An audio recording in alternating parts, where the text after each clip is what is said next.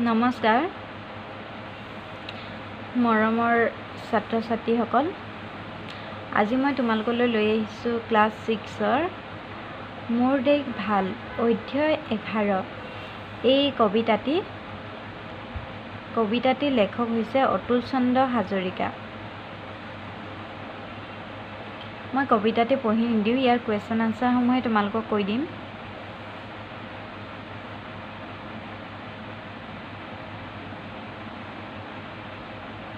ক নম্বৰ প্ৰশ্নটি হৈছে কবিয়ে সোণৰ চপৰা বুলি কিহৰ কথা কৈছে। ঠিক আছে, ক নম্বৰ প্ৰশ্নটি হৈছে কবিয়ে সোণৰ চপৰা বুলি কিহৰ কথা কৈছে। ঠিক আছে, কবিয়ে সোণৰ চপৰা বুলি এই দেশক কৈছে যিয়ে নিজৰ মানুহৰ তৃষ্ণা দূৰ কৰিব পাৰে। ঠিক আছে, তৃষ্ণা মানে হৈছে পিয়াহ। খ নম্বৰ প্ৰশ্নটি হৈছে এৰী মুগা পাট কি। খ নম্বৰ প্ৰশ্নটি হৈছে এৰী মুগা পাট কি। ঠিক আছে, ইয়াৰ উত্তৰটি হৈছে এৰী মুগা পাট এবিধ সূতা যাৰ সহায়ত ছাটি শুকোৱা মুঠিতে লুকোৱা বস্ত্ৰ তৈয়াৰ কৰিব পাৰি।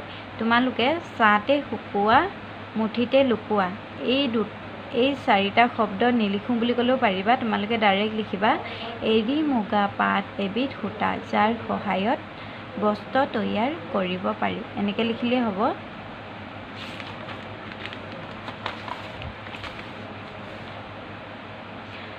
কবিয়ে নিজৰ আইক কিহৰ লগত তুলনা কৰিছে। ঠিক আছে,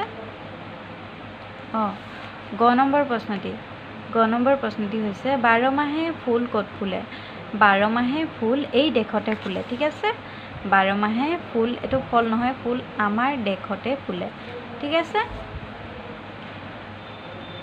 ঘ নম্বৰ প্ৰশ্নটি হৈছে কবিয়ে নিজৰ আইক কিহৰ লগত তুলনা কৰিছে। ঠিক আছে, ঘ নম্বৰ প্ৰশ্নটি হৈছে কবিয়ে নিজৰ আইক কিহৰ লগত তুলনা কৰিছে।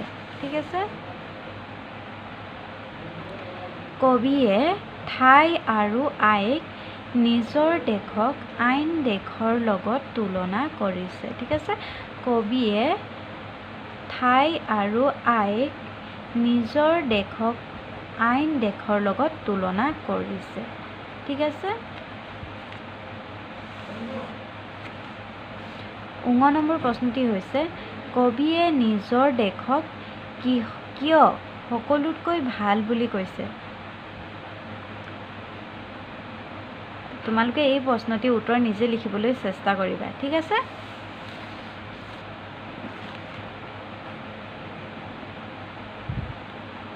ভাবি চাই কৰা।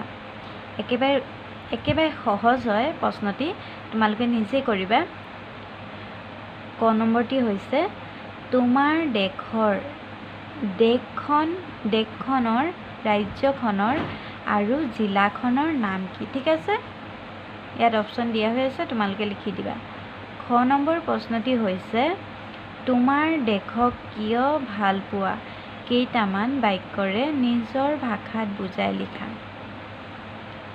ঠিক আছে, গ নম্বৰ প্ৰশ্নটি হৈছে তোমাৰ ৰাজ্যখনৰ 5টা উৎসৱৰ নাম লিখা যিকেইটা তোমাৰ খুব ভাল লাগে। আমি যিহেতু বহুকেইটা উৎসৱ পালন কৰোঁ, তাৰে ভিতৰত কি তোমাৰ ভাল লাগে তোমালোকে লিখি দিবা।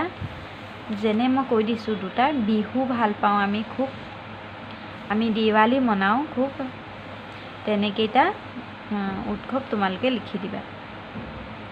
ঘ নম্বৰ প্ৰশ্নটো হৈছে তুমি সাধাৰণতে দেখা 4বিধ ফুল আৰু 4বিধ ফলৰ নাম লিখা। ফুল যেনে তগৰ, ফল যেনে আম। তোমালোকে নিজে লিখি দিবা কাৰণ বহু ফল আছে।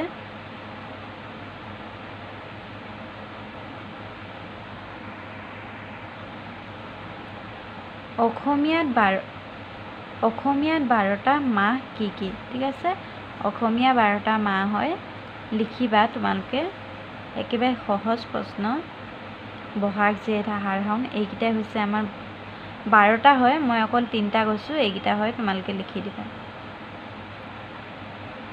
তলৰ শব্দকেইটা পথ পৰিৱৰ্তন কৰা, অৰ্থাৎ বিশেষ্য পদসমূহ বিশেষণলৈ আৰু বিশেষণ পদসমূহ বিশেষ্য পথলৈ নিয়া। ঠিক আছে, এয়া যেনে ধান, ধাননি, তেনেকৈ তোমালোকে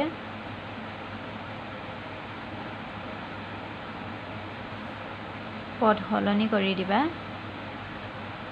তলৰ শব্দসমূহ একেই অৰ্থত বুজোৱা আন একোটা শব্দ লিখা।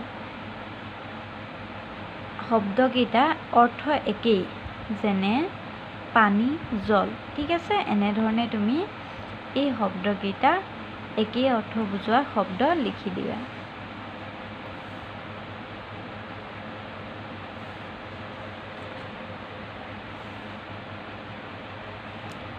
পাঁচ নম্বৰ প্ৰশ্নটি হৈছে আজৰি পৰৰ কাম। ঠিক আছে, ভাৰতৰ জাতীয় পতাকাখন আঁকি ৰং কৰা। তুমি যেতিয়া এনেই থাকিবা, আজৰি সময়ত থাকিবা, এনেই ধৰি লওক তুমি শুই বহি থাকিলা, তেনে সময়ত তুমি এইকেইটা কাম কৰিবা।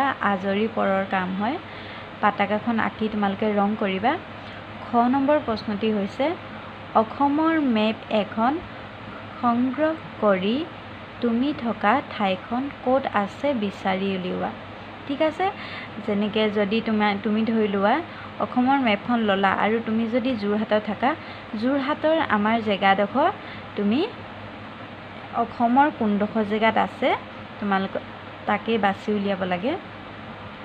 গ নম্বৰ প্ৰশ্নটি হৈছে ধানৰ পৰা চাউল হয়, চাউলেৰে তৈয়াৰ কৰা কেইবিধমান খাদ্যবস্তু এখন তালিকা প্ৰস্তুত কৰা।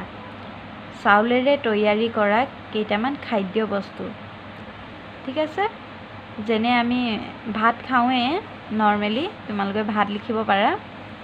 তাৰ বাহিৰেও চাউলৰ পৰা কি কি তৈয়াৰ কৰে, যেনে তিল পিঠা, তেল পিঠা, তেনেকুৱা ধৰণৰ বস্তু, তেনেকুৱা ধৰণৰ পিঠাৰ নাম লিখি দিবা। চাউলেদি কেনেকৈ কি ধৰণে তৈয়াৰ কৰে, কি কি বস্তু, খাদ্যবস্তু। খ নম্বৰ প্ৰশ্নটো হৈছে 6 নম্বৰ প্ৰশ্নটো হৈছে উত্তৰ লিখা। ঠিক আছে, এয়া তোমাৰ দেশখন ৰাষ্ট্ৰীয় সংগীতটো কি আৰু কোনে লিখিছিল। ৰাষ্ট্ৰীয় সংগীত কি তোমালোকে নিজে জানাই, লিখি দিবা। ঠিক আছে, তোমাৰ ৰাজ্যখনৰ জাতীয় সংগীতটো কি আৰু কোনে লিখিছিল। ঠিক আছে, গ নম্বৰ প্ৰশ্নটো হৈছে ভাৰতৰ ৰাষ্ট্ৰীয় ফুল কি, ভাৰতৰ ৰাষ্ট্ৰীয় খেল কি, ভাৰতৰ ৰাষ্ট্ৰীয় পশু কি, ভাৰতৰ ৰাষ্ট্ৰীয় পক্ষী কি। ঠিক আছে, একেবাৰে সহজ প্ৰশ্ন হয়, তোমালোকে লিখি দিবা। অসমৰ দুখন বৃহৎ নদীৰ নাম লিখা। ঠিক আছে,